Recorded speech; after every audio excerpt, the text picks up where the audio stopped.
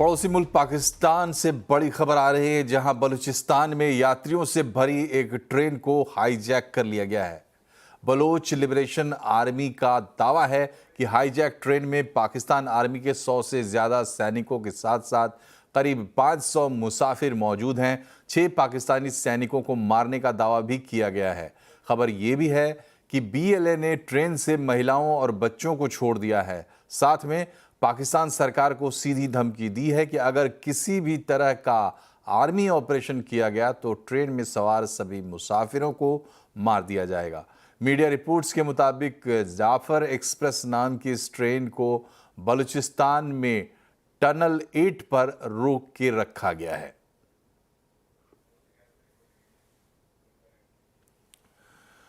और legal entry से बैर नहीं, लेकिन घुसपैठियों की खैर नहीं। भारत ने अवैध घुसपैठ के खिलाफ जंग का ऐलान कर दिया है।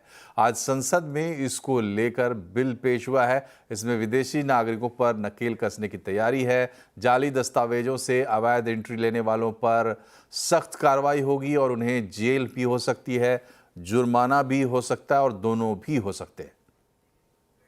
यात्रा दस्तावेजों की अपेक्षा का उपबंध करने सरकार प्रतिबद्ध भी है, सुविधाएं भी दे रही है। लेकिन महोदय, देश की उन्नति, देश की संप्रभुता, शांति और देश के विभिन्न विषयों का ख्याल रखना भी सरकार की प्राथमिकता में है और जिम्मेवारी भी है। महोदय, हम किसी को रोकने के लिए नहीं ला रहे हैं। हम ज्यादा से ज्यादा लोग यहाँ जो आए, लेकिन भारत के इमिग्रेशन का जो कानून है उस कानून का अनुपालना वह जरूर करे।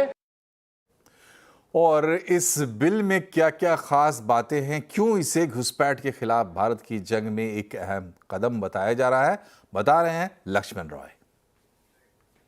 फोकस यही है कि जो अवैध घुसपैठी है उन पर रोक लगाई जाए।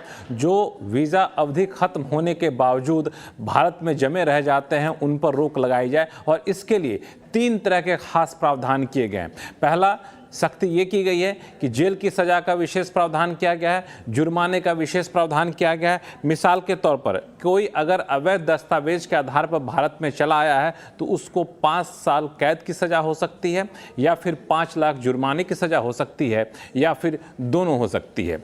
दूसरा, जो जाली दस्तावेज बनाने वाले होते हैं उनके लिए भी सख्त सज़ा का प्रावधान है। 2 से 7 साल तक सज़ा का प्रावधान है और 1 से 10 लाख रुपए तक जुर्माने का प्रावधान है।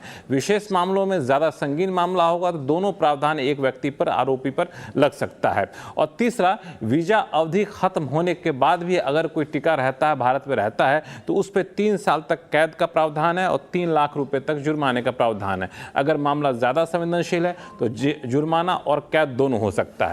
दूसरा जो सबसे महत्वपूर्ण हिस्सा है इस बिल का वो ये है कि जो इमिग्रेशन अधिकारी हैं उनके कानून, उनको ज़्यादा अधिकार दिए गए हैं, उनको पूछताछ करने का ज़्यादा अधिकार दिया गया है। और साथ ही साथ अगर इमिग्रेशन अधिकारी को लगता है कि सामने वाला भारत का नागरिक नहीं है तो ये साबित करने का अधिकार उस की जिम्मेदारी उस शख्स की होगी, ना कि इमिग्रेशन अधिकारी की होगी। अगर कोई इस शक में गिरफ्तार होता है कि भारतीय नहीं है तो उसको साबित करना होगा कि जी हम भारतीय हैं। एक तो बात ये रही। और तीसरा जो इस बिल का महत्वपूर्ण हिस्सा है कि किस तरीके से बाहर के लोग अवैध तरीके से भारत में ना आ सकें, इससे जुड़े हुए कानून को और ज़्यादा सख्त किए जाएं। इसीलिए अलग अलग कानून, foreigners act 1946, passport act 1920, registration of foreigners act 1939, immigration act 2000, in 4 act को मिला करके ये एक नया एक्ट लाया जा रहा है और इसके तहत विशेष प्रावधान भी किए जा रहे हैं।